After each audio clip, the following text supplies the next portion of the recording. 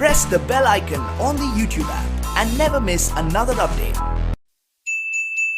नमस्कार दोस्तों, आज आप सभी का फिर से स्वागत है हमारे YouTube चैनल पे। तो आज हम पढ़ेंगे डिसऑर्डर्स ऑफ ब्रेस्ट। ठीक है, तो महिलाओं में होने वाले कई कॉमन डिसऑर्डर्स होते हैं जिसे हम ब्रेस्ट डिसऑर्डर कहते हैं।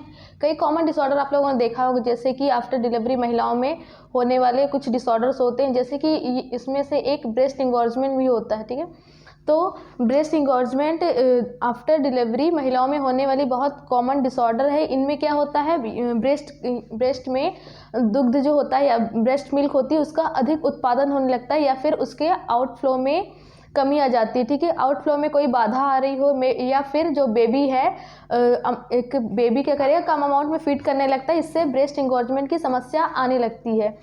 जैसे कि या फिर सामान्यतः देखा गया है डिलीवरी के 3-4 दिनों बाद ही ब्रेस्ट इंगॉर्जमेंट की समस्या आती है। बट कभी कभी लंबे समय पर जो महिलाएं होती हैं सडनली जो अपने शिशु को या फिर बेबी को ब्रेस्ट फीड नहीं करा रही होती है, तो उस कारण से भी ब्रेस्ट इंगॉर्जमेंट की समस्या दिखाई देती है। या फिर कभी कभी देखा होगा आप लोगों ने, जो स्तन में पर्याप्त अमाउंट में जो दूध होता बाहर नहीं निकाला जाता, इस कारण भी ब्रेस्ट इंगॉर्जमेंट की समस्या दिखाई दे सकती है। मीन्स अगर जो ब्रेस्ट है, ब्रेस्ट से ब्रेस्ट मिल्क बाहर सीक्रेट नहीं हो रहा है, ये क्या एक कॉज करता है, मीन्स ब्रेस्ट इंगॉर्जमेंट का कॉज करता है।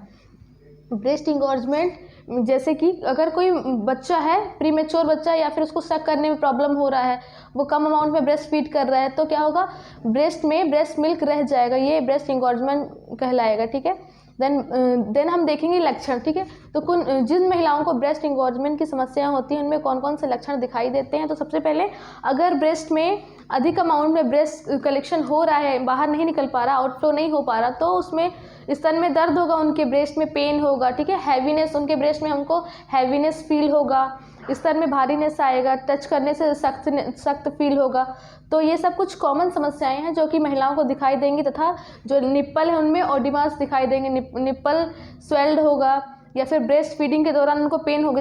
जब वो बेबी को फीड कराएंगी महिलाएं, तो उनके ब्रेस्ट में उनको पेन फील होगा। ब्रेस्ट इंगॉर्जमेंट में मास्टाइटिस फील हो सकता है उनको, या फिर शरीर का तापमान बढ़ सकता है, उनमें भूख नहीं लगने की समस्या दिखाई देंगी, या फिर थकान की समस्याएं आपको दिखाई देंगी। तो ये सब कुछ कॉमन सिम्टम्स हैं जो ब्रेस्ट इंगॉर्जमेंट वाली महिलाओं में हमें देखने के लिए मिलेगा। ठीक है, अब हम आते हैं मैनेजमेंट की ओर। तो जिन महिलाओं में ब्रेस्ट इंगॉर्जमेंट के समस्याएं दिखाई दे रही हैं, तो उन्हें क्या मैनेजमेंट करना है। तो सबसे पहले जो माँ है, जो मदर है, वो क्या करेगी, मदर को अपनी बेबी को लगातार एक अनियमित समय तक उन्हें ब्रेस्ट फीड कराना है। अब हम रोकथाम के बारे में देखेंगे, मीन्स अब हम बात करते हैं प्रिवेंटिव मेजर की। मीन्स ब्रेस्ट इंगॉर्जमेंट की प्रिवेंटिव मेजर देखेंगे। तो जिन महिलाओं की डिलीवरी हुई है, मीन्स प्रसव के पश्चात, जैसे कि डिलीवरी के पश्चात अगर महिला की नॉर्मल डिलीवरी हुई है, तो हमें उन्हें सलाह देनी है कि आप आधे घंटे बाद, नॉर्मल डिलीवरी के आधे घंटे बाद अपने बच्चों को ब्रेस्ट फीड कराएं। मीन्स जो उनका कोलेस्ट्रॉल होता है, आप प्रथम आधे घंटे के पश्चात आप उन्हें ब्रेस्ट फीड कराएं। अगर LSCS से डिलीवरी हुई, मीन्स जो सिजेरियन सेक्शन से अगर डिलीवरी हुई, तो आप उसके 4 घंटे बाद अपने बेबी को ब्रेस्ट फीड कराना है। मीन्स हम इन स्थिति के बारे में हमें उन्हें बताना है। मीन्स जो सामान्यतः प्रसव के दौरान, जन्म के पश्चात प्रथम आधे घंटे के अंदर, या फिर सिजेरियन सेक्शन में की स्थिति में, अगर सिजेरियन सेक्शन की स्थिति बन रही है, तो सिजेरियन सेक्शन के लगभग 4 घंटे पश्चात आपको ब्रेस्ट फीड कराना है अपने बेबी को। उसके बाद स्तनपान करवाने के पूर्व शिशु को कुछ भी नहीं देना। ठीक है, अगर आपने ब्रेस्ट फीड कराया अपने बच्चों को, तो उन्हें ब्रेस्ट फीड के पश्चात आपको कुछ नहीं देना है। मीन्स आफ्टर बर्थ आपको 4 to 6 मंथ अपने बेबी को सिर्फ ब्रेस्ट फीड कराना है, उसके अलावा कोई भी बाहर का सप्लीमेंट नहीं देना है। देन सामान्यतः जन्म के प्रथम 4-6 महीने तक आपको किसी भी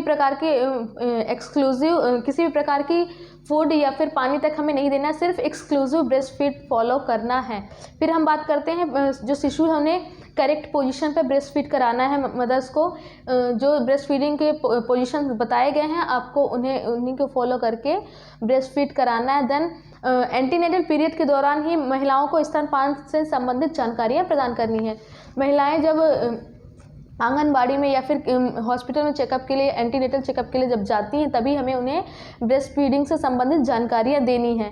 ब्रेस्ट फीडिंग के फ़ायदे बताने हैं, प्लस उनके ब्रेस्ट फीडिंग ना कराने के नुकसान हमें उन्हें पहले से बताकर रखना है, तथा माँ अथवा शिशु में मौजूद ऐसी स्थितियाँ जो स्तनपान में बाधा उत्पन्न करें, मीन्स कोई एबनॉर्मलिटीज़ या फिर कोई ऑब्स्ट्रक्शन उत्पन्न कर रही हैं, तो हमें तुरंत डॉक्टर से सलाह लेनी है। हमें बताना है कि आप डॉक्टर से सलाह लीजिए, उचित उपचार लीजिए। सो गाइस, आपको कैसा लगा आज का ब्रेस्ट इंगॉर्जमेंट टॉपिक, आप हमें ज़रूर बताइए और हमारे साथ बने रहिए। ओके, धन्यवाद आपका। Keep watching. Press the bell icon on the YouTube app and never miss another update.